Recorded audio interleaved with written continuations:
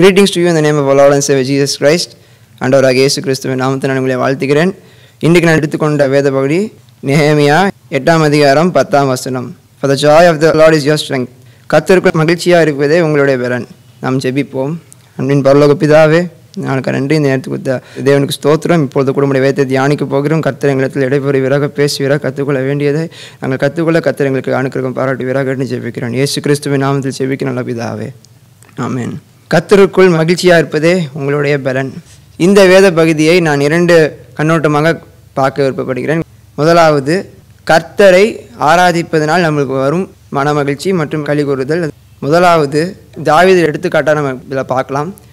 முதலாவது தாவீது போன போராட்டங்கள், அவர் போன இன்னல்களின் பாதையில் போகும்போது அவர் என்னவா இருந்தாலும் எந்த பிரச்சனையாக இருந்தாலும் கர்த்தருக்குள் மகிழ்ந்ததை நாங்கள் கண்டோம். பழைய ஏற்பாடின் உடன்படிக்கை பின்பற்றின தாவீதால் அவ்வளோ கர்த்தரை ரசித்து அவருடைய வேதத்தை தியானித்து அவருக்குள் மகிழ்ச்சியாக இருக்க முடியுமானால், புதிய உடன்படிக்கையான பிள்ளைகளாகிய நாமல், கர்த்தராகிய இயேசு கிறிஸ்துவின் பரிசுத்த இரத்தத்தால் கழுவப்பட்ட நாமல் அவருக்குள் எவ்வளோ மகிழ்ச்சியாக இருக்க முடியும்? இரண்டாவதாக, கர்த்தரின் வாக்குத்தத்தங்களை அறிக்கையிடும்போது நம்மளுக்கு வரும் மன மகிழ்ச்சியை பற்றி நம்ம காண்போம்.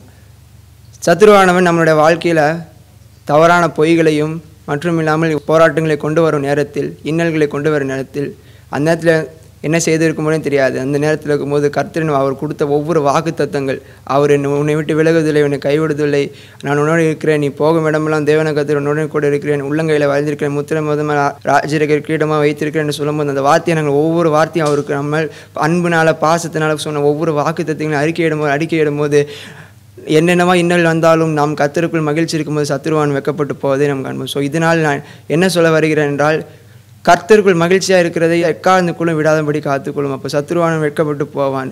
என்ன இன்னல்கள் வந்தாலும், என்ன வாதைகள் வந்தாலும், எப்படிப்பட்ட துன்பங்கள் நேரிட்டாலும் கர்த்தருக்குள் மகிழ்ச்சியாக இருக்கிற போது அதுவே நம்மளுடைய பலனாய் திகழப்படும்.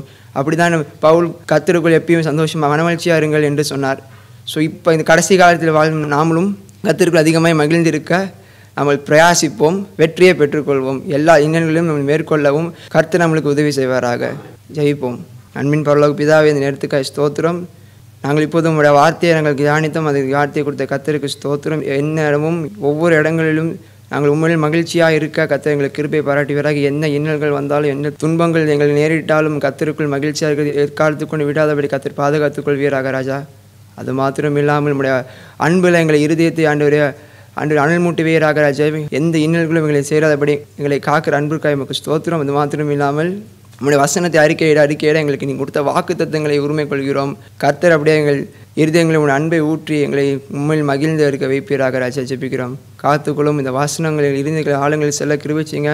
தொடர்ந்து எழுப்பெறுவீராக, பேசுவீராக. கொடுத்த வாய்ப்புக்கு தேவனுக்கு ஸ்தோத்திரங்களை எடுத்து ஜெபிக்கிறேன். இயேசுவின் நாமத்தில் பிதாவே, ஆமென்.